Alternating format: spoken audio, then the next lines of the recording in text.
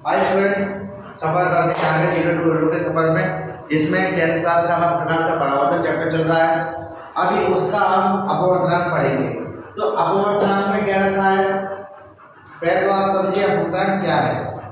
एक इस तरीके से कांच की प्लेट या फिर कोई एक परत है जिसमें ऊपर का हवा है, नीचे कांच है। तो अपवर्तनांक है क्या, प्रकाश किरण के एक माध्यम से दूसरे माध्यम में जाने पर अपने मार्ग से विचलित होने को प्रकाश का अपवर्तनांक कहते हैं। यानी कि जब कोई प्रकाश किरण वायु से कांच में प्रवेश करती है तो वो क्या है, अपने माध्यम में विचलित हो जाती है, थोड़ी सी मुड़ जाती है। ठीक है, तो इसी को क्या कहते हैं, आपको प्रकाश का अपवर्तनांक कहते हैं। इसमें फिगर में 2 फिगर दे रखे हैं जिसमें ये लिखा रखा है कि ये वायु है और ये कांच है। जब प्रकाश की किरण वायु से कांच में आती है तो वो नीचे की ओर जाने की Rn2 की ओर झुक जाती है। इसी तरीके से देखा जाता है कि कांच से वायु में आती है प्रकाश की किरण तो वो ऊपर की ओर उठ जाती है। ऐसा क्यों होता है, इसको चलिए आगे समझते हैं। पहले समझेंगे अपवर्तन के नियम।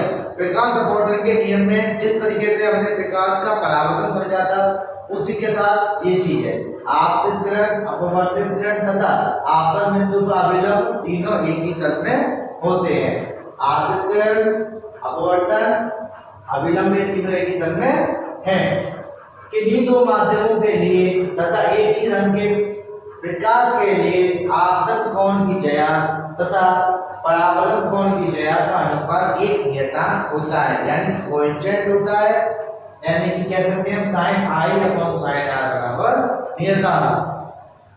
इसको हम स्नेल का नियम भी कहते हैं। इसमें ये स्नेल का नियम ज्यादातर क्वेश्चन या तो प्रकाश के अपवर्तन के नाम से आता है या फिर ये पूछा जाता है कि स्नेल का नियम किसे कहते हैं। तो हम ये क्वेश्चन को हम इस आंसर को लिख सकते हैं, बट फिगर बनाना बहुत इंपॉर्टेंट है इसके अंदर। आगे चलते हैं। आगे कहने का आगे अपवर्तनांक को हम n से प्रदर्शित करते हैं। अपवर्तनांक किससे प्रदर्शित करेंगे हम, n से।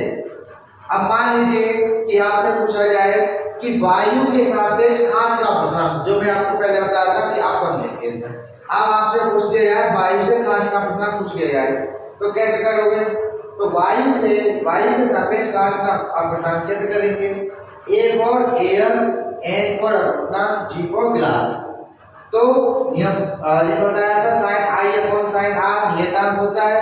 तो वायु में प्रकाश की चाल यानी कि c और कांच में प्रकाश की चाल यानी कि Vg। अब देखिए नोट क्या है, इसमें समझने वाली सोचने वाली बात ये है कि विरल माध्यम से सघन माध्यम में गमन करने वाली प्रकाश की किरण यानी कि विरल माध्यम से सघन माध्यम की ओर गमन करने वाली प्रकाश की किरण धीमी हो जाती है तथा अभिलंब की ओर झुक जाती है। किसकी ओर झुक जाती है, आपकी अभिलंब की ओर झुक जाती है। ये आपका विरल माध्यम हो गया, ये आपका सघन माध्यम हो गया। ठीक है, ये ध्यान हमेशा रखना कि हम विरल माध्यम कौन सा बना रहे हैं, सघन माध्यम कौन सा बना रहे हैं। ऐसा ना हो इसकी ये इधर झुक रही है और ये ऊपर जा रही है तो दोनों को एक्सचेंज करके गलत कर दें क्वेश्चन को, ऐसा ना करना। ठीक है, जब ये सघन माध्यम से विरल माध्यम में गमन करती है तो इसकी चाल बढ़ जाती है तथा ये अभिलंब से दूर हट जाते हैं। यानी चाल बढ़ने पर, प्रकाश की चाल बढ़ने पर ये क्या होगा, अभिलंब से दूर हट जाएगी। चलिए अब हम आगे बढ़ते हैं। चलिए अब हम आगे प्रकाश के अपवर्तन के बाद हम लेंस पढ़ेंगे। आगे जाने के लिए इस चैनल को सब्सक्राइब आप करके रखिए, जिससे कि बोर्ड में आने वाले इंपॉर्टेंट क्वेश्चन का हम रिवाइज जब करवाएंगे या फिर चैप्टर के बाद जब हम इंपॉर्टेंट न्यूमेरिकल्स करवाएंगे, आगे प्रश्न करवाएंगे तो आप तक सही माध्यम से वो पहुंच सके। ठीक है, चलिए आगे हम पढ़ते हैं लेंस। लेंस क्या है, लेंस एक ऐसा पारदर्शी माध्यम है। लेंस क्या है, पारदर्शी माध्यम। पारदर्शी माध्यम किसे कहते हैं, जिसके आर पार हम देख सकते हो। तो लेंस एक ऐसा पारदर्शी माध्यम है जो दो गोलीय पृष्ठों, एक गोलीय तथा एक समतल पृष्ठों से घिरा हो सकता है या घिरा होता है। जैसे कि ये उत्तल लेंस है, ये कुछ इस तरीके से रहता है, साइड से पतला और बीच से मोटा, इसको बोलते हैं उत्तल लेंस। ठीक है, अवतल लेंस कैसे कहते हैं? ऊपर से मोटा बीच से पतला, उसको बोलते हैं उत्तल लेंस। चलिए अब आगे बढ़ते हैं। लेंस से संबंधित कुछ परिभाषा जिससे कि हम प्रतिबिंब बनाने के नियम कर सके। आपको पता है जैसे दर्पण में फोकस वगैरह थी, इसी तरीके से यहाँ पे भी होंगी, यहाँ F1 F2 फोकस होगी। ठीक है, अब है नियम पढ़ेंगे, बाकी का हम फोकस वगैरह एक ही साथ एक ही चित्र के अंदर डायग्राम के अंदर समझा देंगे आपको। लेंस द्वारा प्रतिबिंब बनने के नियम क्या कहता है? नियम फर्स्ट, जैसे नियम दर्पण में था वैसे नियम लेंस में। नियम फर्स्ट क्या है? लेंस के प्रथम फोकस से, यहाँ दो फोकस होते हैं, पहले बता देता हूं, एक तरफ प्रथम फोकस, दूसरा द्वितीय फोकस। लेंस के प्रथम फोकस से होकर जाने वाली किरण तथा प्रथम फोकस की ओर आती जाती प्रतीत होने वाली किरण लेंस से निकलने पर मुख्य अक्ष के समांतर हो जाती है। यानी कि यहाँ से कोई किरण जाएगी और लेंस से टकराएगी तो इसके समांतर हो जाएगी, कुछ इस तरीके से यहाँ से जाएगी, टकराएगी इससे और इसके समांतर हो जाएगी। लेंस की मुख्य अक्ष के समांतर चलने वाली किरण लेंस से निकलकर द्वितीय फोकस से होकर या तो जाती है या जाती हुई प्रतीत होती है। लेंस के प्रकाशिक केंद्र से होकर जाने वाली किरण बिना विचलित हुए या विस्थापित हुए सीधी चली जाती है। लेंस का प्रकाशिक केंद्र कौन सा होता है? इसके जो बीच में होता है, बिल्कुल बीच में, यहाँ इसको क्या कहते हैं? प्रकाशिक केंद्र। ये आपका उत्तल लेंस में होता है और अवतल लेंस में होता है, बीचों बीच। उसको हम O से भी डिनोट कर सकते हैं और C से भी डिनोट कर सकते हैं। क्या प्रकाशिक केंद्र बीच वाला जो होता है वो हम O मान लेते हैं, क्योंकि अगर हम C मानेंगे तो वक्ता केंद्र में कंफ्यूजन हो सकती है कि वक्ता केंद्र कौन सा है और प्रकाशिक केंद्र कौन सा है। बट सिंपल समझने के लिए हम ये भी कह सकते हैं कि अगर लेंस के अंदर C दे रखा है तो प्रकाशिक केंद्र है और दर्पण के अंदर C दे रखा है तो वो वक्ता केंद्र है। ठीक, अब आगे बढ़े स्टूडेंट्स। अब हम देखते हैं, अब हम क्या देखेंगे कि लेंस द्वारा वस्तु की विभिन्न स्थितियों में प्रतिबिंब का बनना। जिस तरीके से हमने दर्पण में विभिन्न स्थिति देखी थी, सेम स्थिति यहाँ लेंस में भी देखी गई है। सेम फिगर है, नियम लगाना है, ठंडे दिमाग से करना है और आराम से हो जाएंगे। ये ध्यान रखना कि बोर्ड के पेपर में चाहे दर्पण हो चाहे लेंस हो, हमेशा क्वेश्चन आते ही आते हैं, तो इसको नजरअंदाज से चैप्टर को ना करें और जुड़े रहें। आगे देखिए, वस्तु की स्थिति, यानी कि दर्पण में क्या था? अनंत पर था, शुरुआत यहाँ से क्या हुई? अनंत पर रखी है। जब वस्तु अनंत पर रखी है, हमें नहीं पता कितनी दूर है, कितनी ऊंची है, तो दो किरण आएंगी, वो दोनों पैरेलल आएंगी। ठीक, पहली किरण प्रकाशिक केंद्र से होती हुई जाएगी, वो आपकी सीधी निकल जाएगी। दूसरी F1 से होकर जाएगी, लेंस से टकराएगी, लेंस से टकराने के पश्चात मुख्य अक्ष के समांतर हो जाएगी। यहाँ प्रतिबिंब कैसा बनेगा? उल्टा बनेगा, वास्तविक बनेगा, वस्तु से बहुत छोटा बनेगा।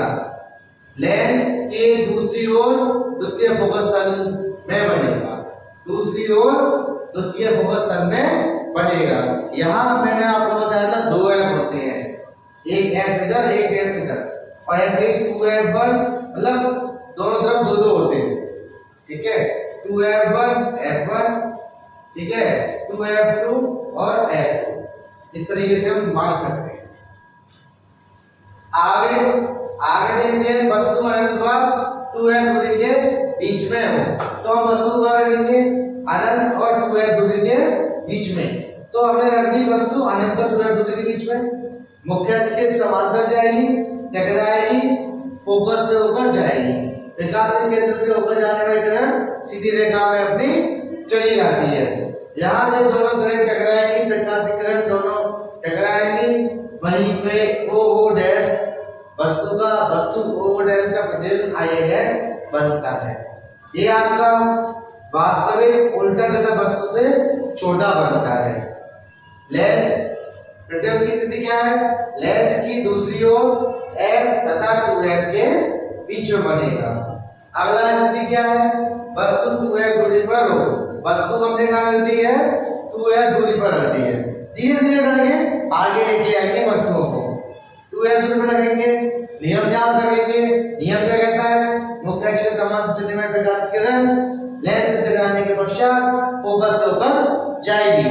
जब फोकस से होकर जाती है, ठीक है, तथा प्रकाश से होकर जाने वाली किरण, प्रकाशिक केंद्र से होकर जाने वाली किरण इससे होकर टकरा मतलब लेंस से होते हुए जहां पर मिलेंगी वहीं पे आई डैश का प्रतिबिंब बनेगा। वास्तविक हुआ उल्टा होगा, वस्तु के बराबर होगा आकार, मतलब आकार में क्या होगा, वस्तु के बराबर होगा। लेंस की दूसरी ओर होगा और f2 पर होगा। f2 पर बना नहीं बना, ठीक है। आगे देखिए, वस्तु है तथा वस्तु दूरियों के बीच में हो, तब क्या होगा, f और 2f दोनों दूरियों के बीच में हमने वस्तु रख दी, क्या होगा, वही सेम नियम।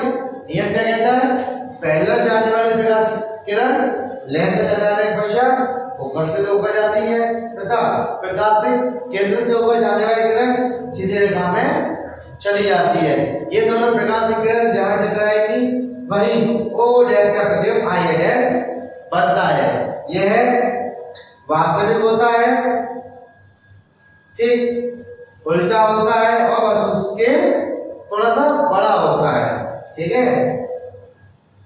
वस्तु प्रथम फोकस F पर हो, अब कहाँ रख दी हमने, प्रथम फोकस F पर रख दी वस्तु। जब हमने प्रथम फोकस F पर रख दिया तो लेंस के दूसरी ओर अनंत पर वास्तविक उल्टा तथा वस्तु से बहुत बड़ा बनेगा, यानी कि अनंत पे बढ़ना है इसका। ये किरण दोनों क्या है, अनंत पे आकर टकराएंगे।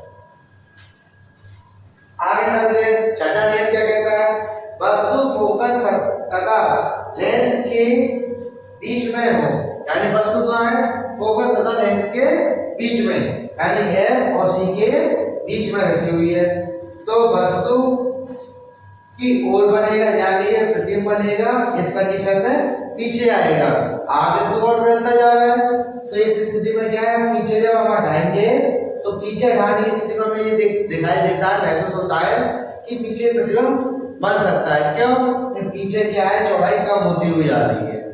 इस स्थिति में, इससे पहले वाली स्थिति में, यानी जब वस्तु अंत पर रखी होती है, उस स्थिति में चाहे आगे कर दे चाहे पीछे कर दे, प्रतिबिंब हमेशा अनंत में बनेगा। और इस स्थिति में प्रतिबिंब क्या बनेगा, F के पीछे, यानी फोकस तल की ओर, वस्तु की ओर, ठीक है, ये F की ओर, इस वाली F की ओर आभासी होगा, सीधा होगा तथा वस्तु से बड़ा होगा, ये ध्यान रखना।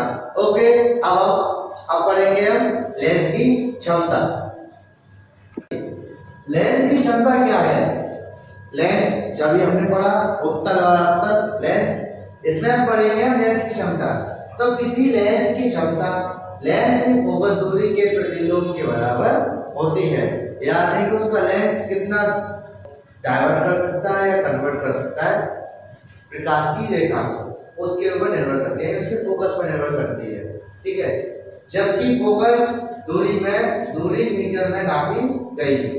लेंस दोबारा बता देता हूं, लेंस किसी लेंस की क्षमता P लेंस की फोकस दूरी के प्रतिलोम के बराबर होती है, जबकि फोकस दूरी मीटर में नापी गई है। यानी लेंस की क्षमता को हम देखें तो क्षमता यानी P बराबर 1/f, यानी कि f का मतलब फोकस दूरी, वो भी मीटर। यदि कहीं इस तरीके से लिखा हुआ है 100/f, तो इसका मतलब क्या है, नीचे जो फोकस दूरी है वो आपकी सेंटीमीटर में दे रखी है, उसको चेंज करने के लिए हमें 100 से मल्टीप्लाई करना पड़ेगा, सो ये आपकी मीटर में हो जाएगी। 1 metre equal to 1 metre equal to 100 centimetres, इसलिए आपने क्या है वो हमने कर रखा है। लेंस की क्षमता का मात्रक क्या होता है आपका, लेंस की क्षमता का मात्रक होता है डायोप्टर। हम जैसे ही सुना होगा आप लोगों ने कि इतने पॉइंट का चश्मा हो गया, इतने पॉइंट की हमारी आंख हो गई, इतने पॉइंट का हमें चश्मा चाहिए, तो पॉइंट नहीं होता, वो डायोप्टर होता है। 2.5 डायोप्टर या 3.5 डायोप्टर या 1.2 डायोप्टर। यदि हमें आंख हमारी माइनस से प्लस में आएगी तो उसको हम डायोप्टर में नापते हैं और डायोप्टर को नीचे प्रदर्शित करते हैं। ये आपका लेंस की क्षमता का मात्रक है। ठीक। उसके बाद उत्तल लेंस की क्षमता धनात्मक यानी कि प्लस में होती है और अवतल लेंस की क्षमता ऋणात्मक यानी कि माइनस में होती है। इसके बाद आता है हमारा लास्ट टॉपिक रेखीय आवर्तन। ये रेखीय आवर्तन लेंस के लिए पढ़ रहे हैं, ठीक। ध्यान रखना, लेंस का रेखीय आवर्तन और दर्पण का रेखीय आवर्तन दोनों में अंतर होता है। दर्पण के रेखीय आवर्तन में माइनस लग जाता है और लेंस के रेखीय आवर्तन में माइनस नहीं होता है। इन दोनों में कंफ्यूज नहीं होना। अभी आगे चल के हम न्यूमेरिकल्स करवाएंगे तो उनमें बड़ी इंपॉर्टेंट रोल होगा इनका, फॉर्मूलेस का, तो इसको जुड़े रहिए और आगे सीखते रहिए। तो रेखीय आवर्तन किसे कहते हैं? लेंस द्वारा बने किसी वस्तु के प्रतिबिंब की लंबाई तथा वस्तु की लंबाई के अनुपात को रेखीय आवर्तन कहते हैं। यानी कि मान लीजिए हमने लेंस बना दिया, ठीक। क्या बना दिया हमने? ये लेंस बना दिया। जब हम लेंस बना देंगे तो हम दो रखेंगे 2f और f1। इन दोनों के बीच में क्या रखेंगे? ऑब्जेक्ट यानी कि वस्तु को रखेंगे। तो क्या रहेगा? मुख्य अक्ष के समांतर चलने वाले प्रकाश की किरण लेंस हटाने पश्चात फोकस के ऊपर जाती है और प्रकाश के केंद्र C से होकर जाने वाली